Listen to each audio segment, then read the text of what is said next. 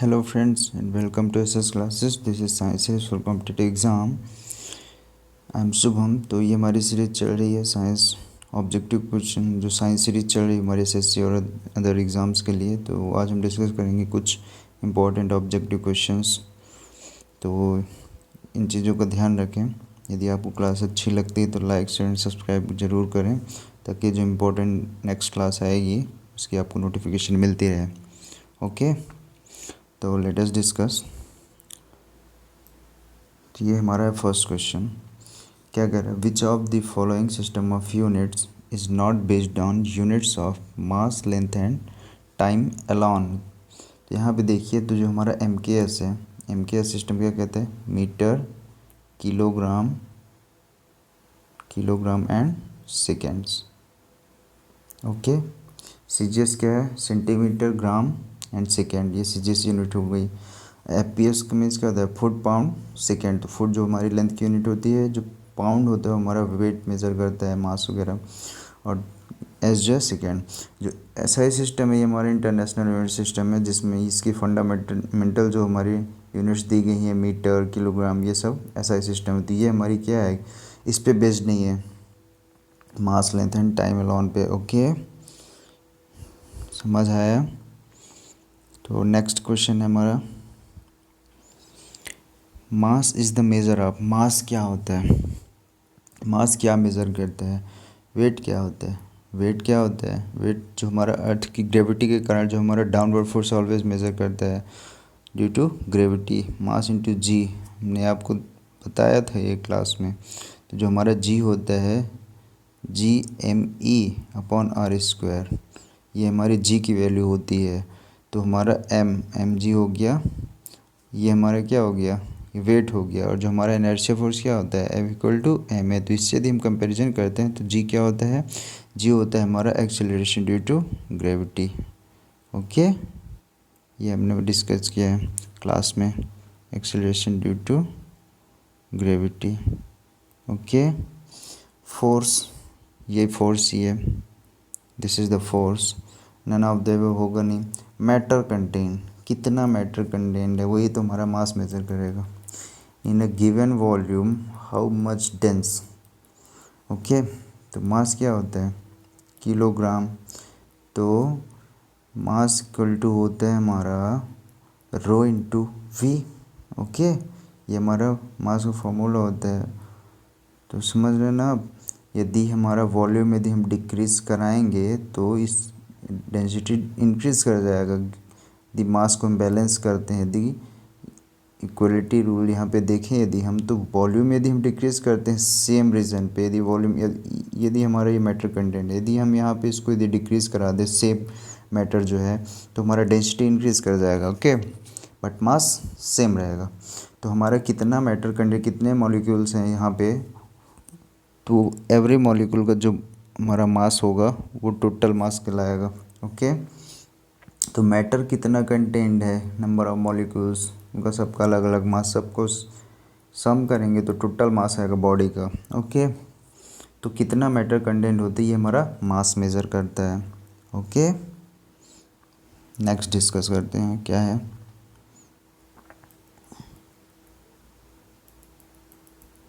ये क्लियर दिखेगा आपको? सॉरी। ओके, ये आपको क्लियर दिखेगा ये।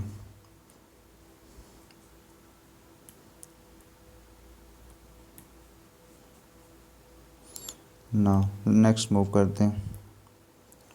तो जो नेक्स्ट क्वेश्चन है हमारा, among the following is the derived quantity. Derived quantity क्या होती है? हमने आपको बताया था, डिराइव्ड क्वांटिटी वो होती है जो हम फंडामेंटल यूनिट का यूज़ करके जो डायमेंशंस कैलकुलेट करते हैं, तो हमारी डिराइव्ड यूनिट होती है। ओके, एग्जांपल देखते हैं। यदि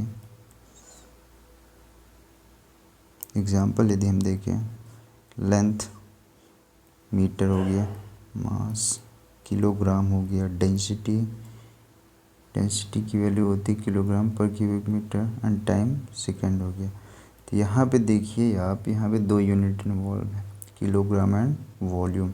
क्यूबिक मीटर जो वॉल्यूम होता है ऑलवेज हमारा क्यूबिक यूनिट होती है, या मीटर क्यूब लिखें हम, सेंटीमीटर क्यूब लिखें या मिलीमीटर क्यूब लिखें, ये सब जितनी भी क्यूबिक मीटर पे होती हैं वो हमारा वॉल्यूम होता है। आपको बेसिक डेफिनेशन बताते हैं। वॉल्यूम जो वो होता है हाउ कितना रीजन कवर कर रहा है, वो हमारा वो वॉल्यूम को रिप्रेजेंट करेगा। ओके, सपोज़ ये बकेट है, बकेट में वाटर यदि हम फिल कर देते हैं, यदि वाटर को यहाँ पे वाटर यहाँ से बाहर करते हैं तो वो ये वाटर जितना स्पेस कवर करेगा वो तो हम बोलेंगे कि वाटर ने इतना वॉल्यूम कवर किया। तो वॉल्यूम हमेशा जो मेज़र करते हैं क्यूबिक यूनिट में मेज़र करते हैं। मास की यूनिट जानते हैं अब क्या होता है, किलोग्राम। तो जब हम डेंसिटी को लिखेंगे तो डेंसिटी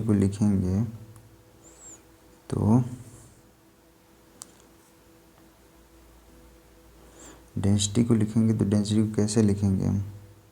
डेंसिटी लिखते हैं मास अपॉन वॉल्यूम, ये हमारा डेंसिटी होता है। ओके, हमने बताया था जब आपको कि यदि वॉल्यूम को हम डिक्रीज़ कराते हैं, अब मास फिक्स है तो वॉल्यूम जितना डिक्रीज़ करेगा डेंसिटी उतनी इंक्रीज़ करती जाएगी। ओके, यदि वॉल्यूम का वैल्यू यदि हम बढ़ा देते हैं सेम मास पे तो हमारी डेंसिटी डिक्रीज़ करती जाएगी। यदि देखिए रीजन पे नंबर ऑफ मॉलिक्यूल्स कितने हैं, सेम नंबर में। यदि हम सपोज करते हैं कि यहाँ पे 100 मॉलिक्यूल्स हैं, अब इसी सेम वॉल्यूम को यहाँ, अभी इसका वॉल्यूम कितना है 10 क्यूबिक मीटर। ओके, अब यदि हम इस वॉल्यूम को इंक्रीज़ करा देते हैं, इसको यदि हम कर दें कितना, यदि हम इसको कितना कर दें 100 क्यूबिक मीटर, तो नंबर ऑफ मॉलिक्यूल्स जो 100 इस रीजन पे थे तो यहाँ पे क्या होंगे, एक्सपांड कर जाएंगे, तो डेंसिटी क्या हो गई हमारी, डिक्रीज़ हो गई। ओके, ये बेसिक कॉन्सेप्ट है। तो यहाँ पे डिराइव्ड यूनिट हमारी क्या हो गई, डेंसिटी। ओके, क्लियर है सबको ना? ओके, नेक्स्ट मूव करते हैं। नेक्स्ट क्या है हमारा क्वेश्चन, देखते हैं। 5th क्वेश्चन क्या कहता है, which of the following is not a fundamental unit. अब देखते हैं फंडामेंटल यूनिट क्या है। फंडामेंटल यूनिट क्या होती है, फंडामेंटल यूनिट वो होती है जिसका यूज़ करके हम डिराइव्ड यूनिट्स कैलकुलेट करते हैं। तो यहाँ पे देखिए न्यूटन क्या है, न्यूटन किसकी यूनिट होती है, न्यूटन हमने बताया है जो हमारा फोर्स होता है मास इंटू एक्सेलरेशन, ये हमारा न्यूटन को रिप्रेजेंट करता है। और न्यूटन किससे मिलके बना होता है, आप जानते हैं ये जब हमारा न्यूटन है तो न्यूटन किससे बनता है, किलोग्राम, एंड एक्सेलरेशन की यूनिट होती है मीटर पर सेकेंड स्क्वायर। जब इन दोनों का प्रोडक्ट करते हैं तब हमें न्यूटन की वैल्यू मिलती है। तो ये क्या है, ये डिराइव्ड यूनिट्स हैं। किलोग्राम फंडामेंटल यूनिट है मास की, सेकेंड फंडामेंटल यूनिट टाइम की, और मीटर जो है फंडामेंटल यूनिट है लेंथ की। तो हमारी जो न्यूटन जो है ये क्या है, डिराइव्ड यूनिट्स हैं। तो यही हमारा आंसर होगा इसका। Okay, answer A. नेक्स्ट देखते हैं क्या है, in SI units the number of basic physical quantities are, कितनी फंडामेंटल यूनिट्स हैं, 7, 21 नहीं है। ओके, 3 भी नहीं है, 9 भी नहीं है, 7, 2 क्या है हमारी सप्लीमेंट्री यूनिट्स हैं, सप्लीमेंट्री यूनिट्स कौन कौन सी, एक है एंगल स्टेरेडियन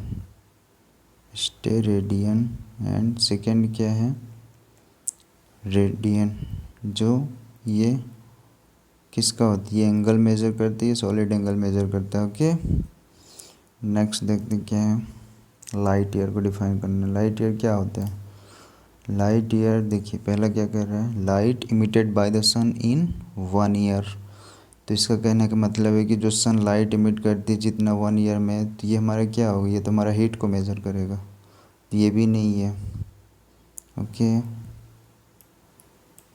नेक्स्ट क्या है, time taken by light to travel from the sun, time taken by light to travel from the sun, the distance travel by light in free space in 1 year, time taken by earth to go 1 around the sun, time taken by light to travel from the sun. तो हमारा जो यहाँ से यहाँ तक का जो time travel करती है डिस्टेंस उस कितने टाइम में ट्रेवल करती है, ये सेकंड ऑप्शन ये कह रहा है। थर्ड ऑप्शन क्या, the distance travel by light in free space in 1 year, मतलब 1 ईयर में लाइट कितना डिस्टेंस ट्रेवल करती है 1 ईयर में, वो हमारा क्या लाइट ईयर। ये कहता है time taken by to go 1 around the sun, तो ये भी टाइम को बता रहा है। तो हमारा आंसर क्या होगा, ये मतलब जो लाइट ईयर होता है, लाइट ईयर क्या है, measuring unit of the distance तो light travel by the distance travel by light in free space in 1 year, मतलब 1 ईयर में लाइट कितना डिस्टेंस ट्रेवल कर रही है वो हमारा लाइट ईयर को रिप्रेजेंट करता है। ओके, नेक्स्ट देखते हैं क्या, 1 माइक्रोन इक्वल टू 1 माइक्रोन की वैल्यू कितनी होती है पूछ रहा है। तो यहाँ पे देखिए 1 माइक्रोन की वैल्यू कितनी होती है, 10⁻³ मीटर। 10⁻³ मीटर किसकी होती है, 10⁻³ की वैल्यू किसकी होती है, 1 मिली की वैल्यू होती है, ध्यान रखिए इसको। 10⁻⁹ किसका प्रीफिक्स होता है, 10⁻⁹ नैनो का। 10⁻⁶ किसका होता है, माइक्रो का। 10⁻⁻² किसका होता है, 10⁻⁻² होता है सेंटी का। तो जो हमारा है 10⁻⁶ मीटर, ये जो होगा हमारा क्या होगा, 10⁻⁶ मीटर, यही होगा हमारा माइक्रोन्स, इसको बोलते हैं 10⁻⁶ मीटर, इसको बोलते हैं माइक्रोन्स। ओके, नेक्स्ट क्वेश्चन देखते हैं क्या कर रहे हैं, प्रैक्टिकल यूनिट ऑफ हीट। अब देखिए हीट क्या होती है, हीट एनर्जी, हीट क्या होता है, simply energy in the form of energy. अब देखिए कैलोरी जो होती है हमारी हीट की यूनिट होती है, बट प्रैक्टिकल यूनिट जो हम यूज़ करते हैं वो जनरली जूल यूज़ करते हैं।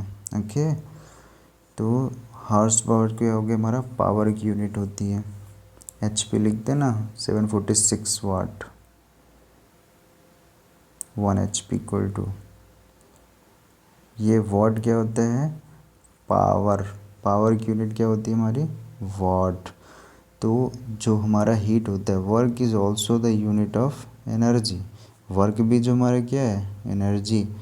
एनर्जी क्या है, एनर्जी वो होता है जब भी यदि हम एनर्जी इनपुट देते तो हमें कुछ ना कुछ वर्क मिलेगा। तो जो जब भी हम इनपुट दे रहे हैं तो हमारा किसी फॉर्म में, तो वो हमारा एनर्जी ही होगा ना।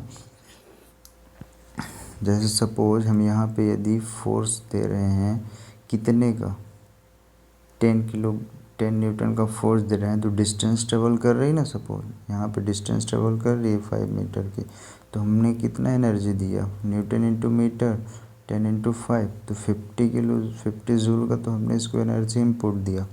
ओके, तो कुछ क्या हो गया, फ्रिक्शनल लॉस हो गया यहाँ पे। तो फ्रिक्शनल लॉस सपोज हमने कहा 10 जूल हो गया, तो हमने आउटपुट कितना मिला, 40 जूल बराबर। ओके, तो हम जब भी इनपुट देते हैं तो 100% हमें कभी आउटपुट नहीं मिलता। ओके, पॉसिबल ही नहीं 100% आउटपुट, क्यों, क्योंकि फ्रिक्शनल लॉस होना है उसको। फ्रिक्शनल लॉस की वजह से हमारा कुछ एनर्जी किस में लॉस कर जाएगा, फ्रिक्शन के लिए, तो हमें कम ही आउटपुट मिलता है। तो हीट सिंपली क्या है, एनर्जी। ओके, तो ये हमारा एनर्जी जूल यूज़ करते हैं। ओके, नेक्स्ट देखते हैं, मैच द कॉलम, यहाँ पे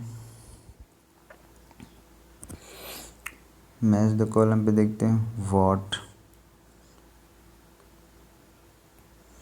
वॉट यहाँ पे क्या है, वॉट की यूनिट क्या होगी, पावर। पावर क्या होता है, rate of doing work. It means work की यूनिट क्या होती है, work upon time equal to कितना होता है, work upon time equal to होता है power. It means rate of doing work is known as power. Power की यूनिट क्या होती है, newton into metre divided by time into second. It means newton into metre होता है joule, joule per second is equal to what. जब भी हम time के रिस्पेक्ट में लेके चलेंगे तो उसी को तो हम बोलते हैं रेट। तो rate of doing work is known as power. तो पावर क्या हो गया सिंपली हमारा, वाट किसकी यूनिट है, पावर की। तो ए का क्या हो गया हमारा, ए का 2। टेस्ला किसकी यूनिट होती है, टेस्ला हो गया हमारा मैग्नेटिक फील्ड। बी की यूनिट क्या हो गया 4। कूलाम किसका होता है, इलेक्ट्रिक चार्ज। ओके, तो सी हमारा जो क्या हो गया 1। और कैंडेला ल्यूमिनस इंटेंसिटी, डी की यूनिट क्या है 3। ओके, तो ये हमारा करेक्ट आंसर होगा।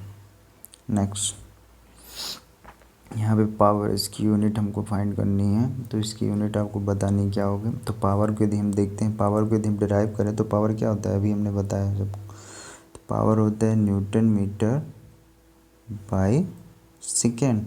तो न्यूटन क्या होता है हमारा, न्यूटन क्या होता है हमारा, kilogram metre per second square into metre divided by time. तो हमारे जो यूनिट हो जाएगा kilogram metre square divided by second cube. तो जब सेकेंड क्यूब ऊपर ले जाएंगे हम, तो किलोग्राम मीटर स्क्वायर सेकेंड का पावर -3। ओके, लेकिन इसमें ऐसा नहीं है, इसमें यह चीज़ नहीं दिया है। पावर की यूनिट क्या दिया है, किलोवाट। किलो क्या है यहाँ पे सफिक्स होता है हमारा, प्रीफिक्स सॉरी। तो किलो हमारा प्रीफिक्स है, तो सिंपली जो हमारी यूनिट क्या है वाट। तो किलोवाट भी किसकी यूनिट होगी, पावर की। ओके, ये इसको हमने सिंप्लीफाई कर दिया, आप इसको देख सकते हैं। ओके, इसी को हम लिखते हैं वाट। किलो हमारा प्रीफिक्स है। एनर्जी की यूनिट क्या होती है, एनर्जी की यूनिट क्या होती है सिंपली जूल। अब देखिए जूल कहाँ पे मिलेगा आपको, जूल इसको देखिए किलोवाट आवर। तो हमारा जो किलोवाट है, किलोवाट आवर, तो यहाँ पे हम देख रहे हैं कि किलो तो हमारा प्रीफिक्स हो गया, तो वाट क्या होता है joule per second. Joule per second को यदि हम आर से डिवाइड करें, आर क्या होता है, आर जो हमारे यूनिट टाइम का, तो टाइम जब इसको सिंप्लीफाई करेंगे कितना होगा 3600 सेकेंड्स। इट मीन्स 3600 जूल है हमारा क्या एनर्जी। ओके, यहाँ पे किलोवाट आवर, इसको 10⁻³ से मल्टीप्लाई कर देंगे किलोवाट आवर, तो 1 किलोवाट आवर की वैल्यू कितनी होती है, यहाँ पे देखिए 36 इंटू 10⁵ जूल। ओके, नेक्स्ट देखते हैं मोमेंटम। मोमेंटम की वैल्यू कितनी होगी, मोमेंटम क्या होता है, मोमेंटम जो होता है हमारा मास इनटू वेलोसिटी। यहाँ पे हम इसको अच्छे से देखते हैं, मोमेंटम, मोमेंटम देखते हैं, मोमेंटम, मोमेंटम क्या होता है P = mv। तो मोमेंटम यदि हम देखें तो rate of change of momentum यदि बोले हैं तो क्या होगा हमारा mass into velocity divided by time. तो हमारा rate of change of momentum, तो हमारा क्या हो जाएगा mv/t क्या होता है फोर्स हो जाएगा ये हमारा। ये क्या देगा मास इनटू एक्सेलरेशन, बट हमें पूछा क्या है mv की वैल्यू, तो क्या होगा यहाँ पे kilogram metre per second. It means kilogram metre second inverse. तो ये हमारा जो होगा मोमेंटम की यूनिट होगा। ओके, देखिए किलोग्राम मीटर सेकेंड इनवर्स कहाँ पे दिए हैं, ये सी का 3rd होगा, ये 1st नंबर। प्रेशर की यूनिट देखते हैं क्या होता है, प्रेशर क्या होता है, प्रेशर देखते हैं क्या होता है, प्रेशर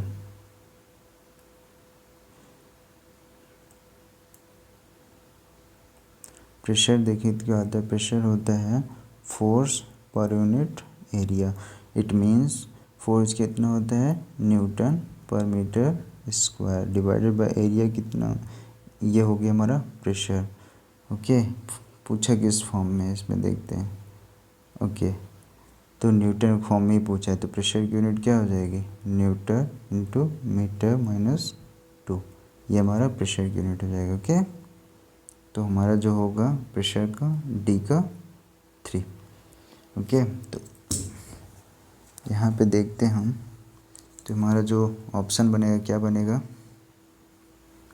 ए का जो बनेगा क्या हमारा पावर का जो बनेगा 4, बी का बनेगा एनर्जी का जो बनेगा हमारा 5, सी का मोमेंटम का जो हमारा बनेगा कितना बनेगा 1, और डी का जो हमारा प्रेशर का बनेगा कितना बनेगा 3, 4 5 1 3, ये हमारा आंसर होगा। ओके, नेक्स्ट डिस्कस करते हैं।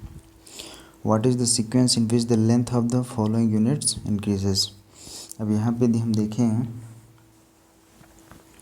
तो हमको ऑप्शन चेक करना है कि इसमें जो इंक्रीजिंग ऑर्डर में लेंथ होगी वो कौन सी है।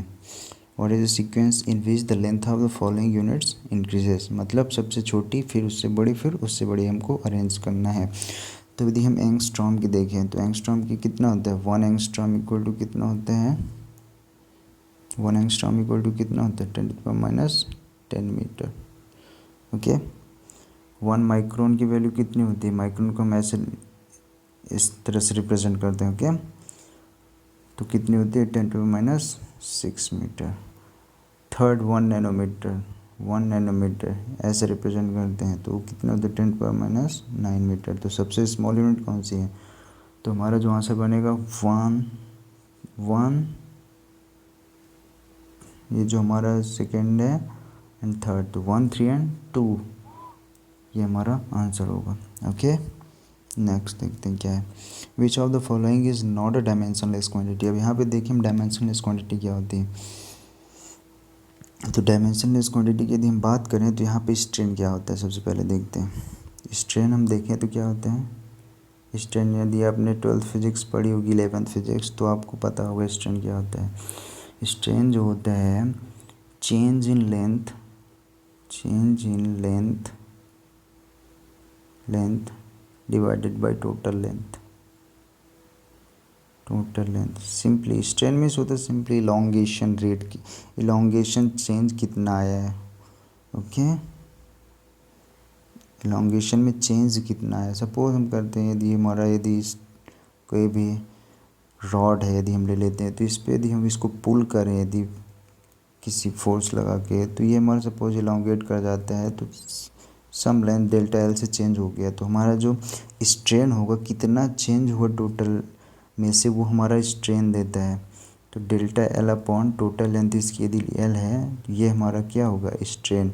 इसको हम रिप्रेजेंट कर देते हैं एप्सिलॉन से। ओके, तो सिंपली देखिए यदि तो हम डेल्टा एल क्या है ऑल्सो लेंथ, और एल इज़ द लेंथ ही है, तो ये भी मीटर हो गया ये भी मीटर, दोनों कैंसिल आउट हो जाएंगे, तो इसकी डायमेंशन क्या होगी कांस्टेंट वैल्यू आ जाएगी ना 1, तो ये डायमेंशनलेस क्वांटिटी होगी। तो ये हमारी डायमेंशनलेस क्वांटिटी। रिलेटिव डेंसिटी क्या होता है,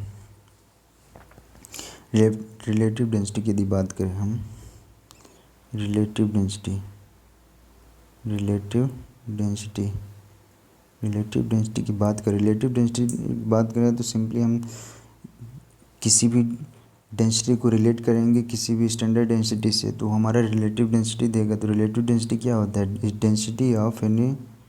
डेंसिटी ऑफ एनी फ्लूइड और एनी मटेरियल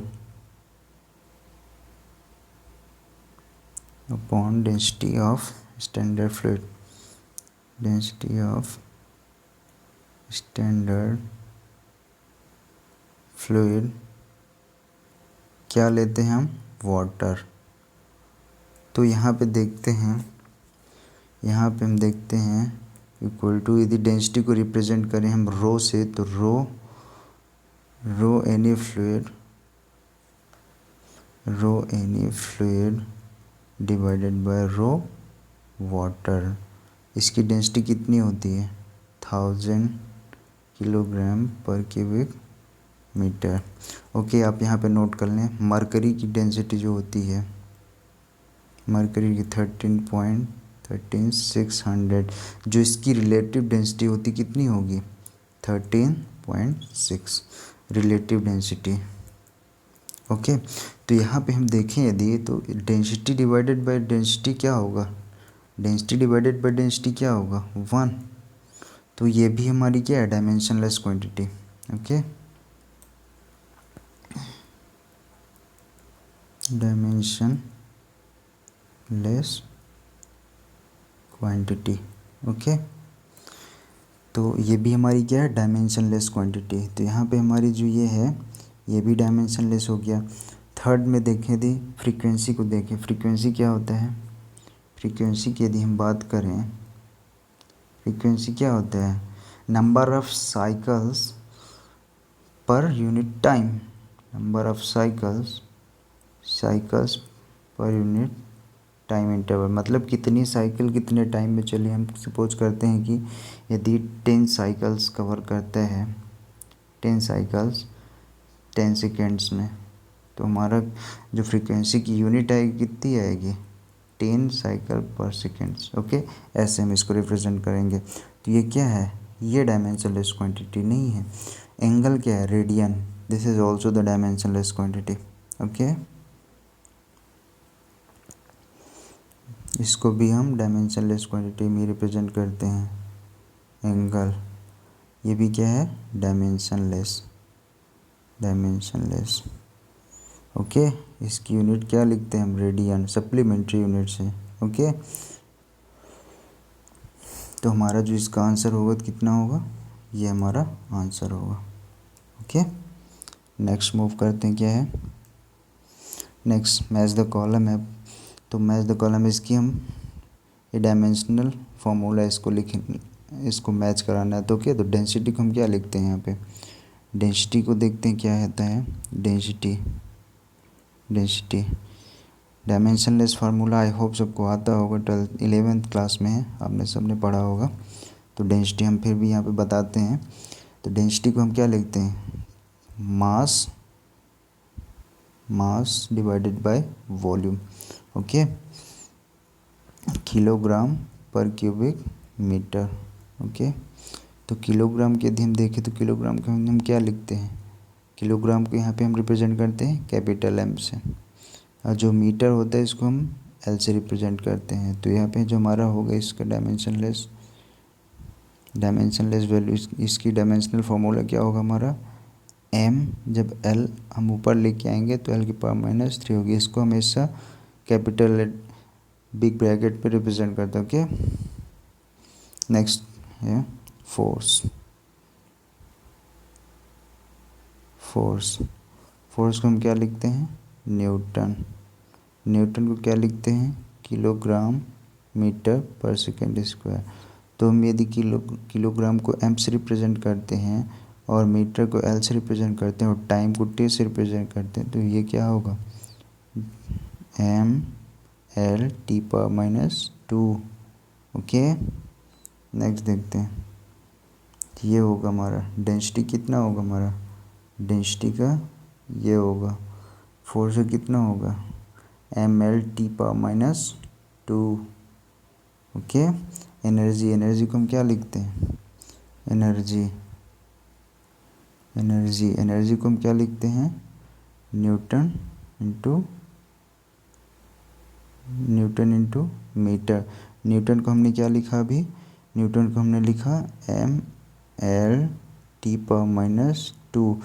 1 मीटर और हम लिखेंगे यहाँ पे तो मीटर हो जाएगा। तो ओके, तो कितना बनेगा ये, m⁻²⁴ हो जाएगा ये, और L⁻²। ओके,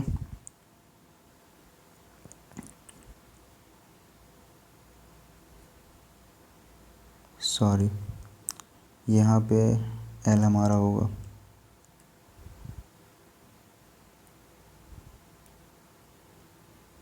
ये हमारा होगा L। ओके, यहाँ पे तो जो ये होगा 2 होगा ये यहाँ पे। ओके, तो हमारा जो एनर्जी का यूनिट होगा कौन सा होगा, एनर्जी का हमारा ये यूनिट होगा। मोमेंटम हम देखते तो मोमेंटम के हम क्या लिखेंगे, मोमेंटम के यदि हम रिप्रेजेंट करें, मोमेंटम हम लिखते हैं, क्या लिखते हैं, m×v। ओके, तो किलोग्राम, m क्या होता है किलोग्राम, v क्या होता है मीटर पर सेकेंड। तो हम इसको यदि लिखेंगे ml T⁻⁴, तो ये हमारा क्या होगा, मोमेंटम की यूनिट। तो ये हमारा मोमेंटम की यूनिट बनेगा। ओके, तो हमारा ऑप्शन क्या बनेगा, ए का 2, बी का 1, सी का 4, डी का 3, ये हमारा करेक्ट सीक्वेंस बनेगा। ओके, नेक्स्ट मूव करते हैं 14 नंबर पे। ये हमारा लास्ट क्वेश्चन होगा, तो इसको देखते हैं। Faraday is the unit of, Faraday किसकी यूनिट है यहाँ पे, फैराडे किसकी यूनिट है, कैपेसिटेंस की। तो इसकी यूनिट तो हमें पता चल गई, लेकिन जो और चीज़ें लिखी हैं उसके बारे में हम थोड़ा देखते हैं क्या होता है। कंडक्टेंस को यदि देखें तो conductance is opposite to resistance, it is ability to allow passage of current, fluid और temperature through a material. It helps in analysing property of material. Conductance means क्या होता है, रेजिस्टेंस क्या होता है, रेजिस्टेंस क्या होता है, किसी भी चीज़ को रोक दे। ओके, जैसे यदि हम कंडक्टर पे बात करें तो रेजिस्टेंस हमारा क्या करेगा कंडक्टर पे, ये हमारा कंडक्टिंग मटेरियल है। तो यदि हम देखें रेजिस्टेंस, रेजिस्टेंस मीन्स होता है अवरोध उत्पन्न कर देना किसी भी पाथ पे। जैसे हम चल रहे हैं, जैसे हम चल रहे हैं यहाँ से, तो हमारे पाथ में कि जैसे हम चल रहे हैं, कोई हमारे दीवार खड़ी कर दे तो दीवार क्या करेगा, हमारे एक रेजिस्टेंस का काम करेगा। तो इसी तरह से क्या होता है, कंडक्टर जो इलेक्ट्रॉन फ्लो कर रहे हैं, तो यहाँ पे हम एक रेजिस्टेंस लगा दे जो हमारा मोमेंट ऑफ करंट को रजिस्ट करता है, रोक देता है। तो हमारा मोमेंट, जो इलेक्ट्रॉन की जो मोमेंट जितनी फास्ट हो रही थी तब वो क्या होगी, स्लो डाउन हो जाएगी। तो हमारा क्या होता है, रेजिस्टेंस। इसी का जस्ट अपोजिट होता है कंडक्टेंस। Okay, inversely proportional. तो मतलब क्या होता है कि ये जो हमारा रेजिस्टेंस जो रोकता है, तो कंडक्टेंस क्या करता है, फ्लो ऑफ, जो हमारा क्या होता है, अलाउ पैसेज ऑफ करंट, ये एबिलिटी होती है कंडक्टेंस की। तो okay, it helps in analysing property. यदि कंडक्टेंस यदि अच्छा है तो हम क्या कहेंगे, तो मतलब प्रॉपर्टी अच्छी है कंडक्टिंग वायर की। ओके, तो मतलब करंट अच्छा फ्लो करेगा। रेजिस्टेंस लो है तभी तो कंडक्टेंस ज़्यादा होगा। ओके, तो यदि रेजिस्टेंस को हम यदि फॉर्मूला देखते हैं तो क्या होगा, रो एल अपॉन ए। रो हमारा क्या होता है, रजिस्टिविटी। ओके, रेजिस्टेंस क्या होगा, रेजिस्टेंस डिपेंड करता है किस पे, रेजिस्टिविटी पे, इसके क्रॉस सेक्शनल एरिया पे। यदि ये इसकी बात करें तो इसका क्रॉस सेक्शनल एरिया, सपोज यदि हम रेक्टेंगल देखते हैं, क्रॉस सेक्शनल एरिया, यदि हमको आपको बताएं क्रॉस सेक्शनल एरिया क्या होता है, कन्फ्यूज़न ना होकर। क्रॉस सेक्शनल एरिया पे, क्रॉस सेक्शनल एरिया यदि हमने बार बनाया स्ट्रक्चर ये हमारा, यदि हम इसको देखें, ओके,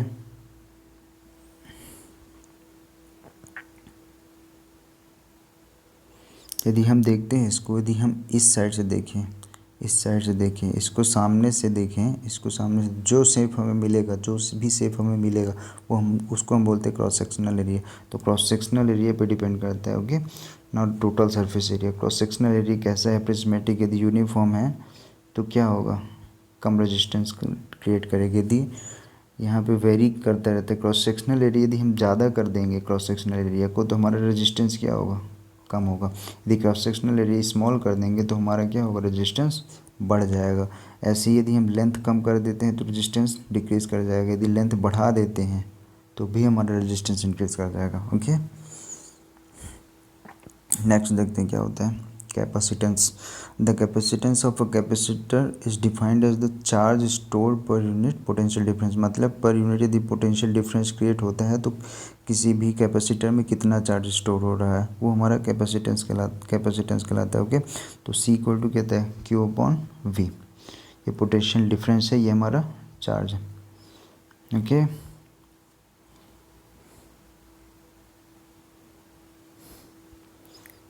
इंडक्टेंस देखते हैं क्या होते हैं।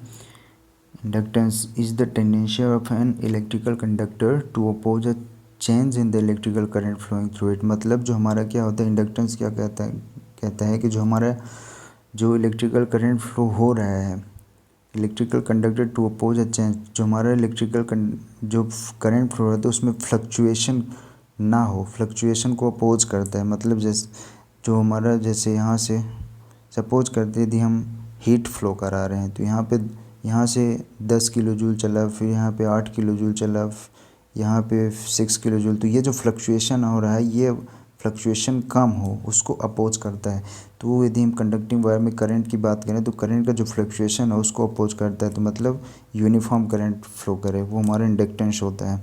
ये इंडक्टेंस की टेंडेंसी होती है, tendency of an electrical conductor to oppose a change in the electrical current fluctuate, वो हमारा इंडक्टेंस होता है। ओके, तो ये हमारा लास्ट क्वेश्चन था। एक और क्वेश्चन है SI unit of surface tension. तो हमने अब सरफेस टेंशन डिस्कस किया तो कम्प्लीटली, तो इसमें हम देखते हैं सरफेस टेंशन क्या होता है। सरफेस टेंशन की बात किए थे हम, सरफेस टेंशन किसकी वजह से होता है, कोहेसिव फोर्स की वजह से। Surface tension is due to the cohesion, due to cohesion. Okay, cohesion क्या होता है, कोहेशन की बात करते हैं। कोहेशन जो होता है जो सिमिलर मॉलिक्यूल्स के बीच में जो हमारा फोर्स एग्जर्ट होता है वो हमारा कोहेशन फोर्स होता है। सपोज यदि वाटर मॉलिक्यूल से ले लेते हैं, यदि ये वाटर मॉलिक्यूल, तो ये जो नेबरिंग मॉलिक्यूल्स है ये इस पर कितना फोर्स एग्जर्ट कर पा रहे हैं, ये सिमिलर मॉलिक्यूल्स, वही हमारा कोहेशन फोर्स रिप्रेजेंट करता है, उसी को हम कोहेशन फोर्स बोलते हैं। यदि हम डिफरेंट मॉलिक्यूल्स, यदि सपोज करते हैं ये हमने लिया, ये हमारा ग्लास है और इस पे वाटर फिल है, वाटर मॉलिक्यूल्स हैं। ओके, ये हमारा वाटर मॉलिक्यूल्स, तो इस ग्लास और वाटर के बीच में जितना यहाँ पे फोर्स अट्रैक्शन होगा उसको हम एडेशन फोर्स बोलते हैं, एडेशन। अब यदि कैपिलरी एक्शन की बात कर लेते हैं, यदि कैपिलरी एक्शन पे यदि हम बात करें तो यदि जितना ज़्यादा, यदि एडहेसिव फोर्स यदि डोमिनेट करते हैं, एडहेसिव फोर्स यदि ज़्यादा होगा तो हमारा क्या होगा, हमारा क्या होता है, सॉरी 1 मिनट,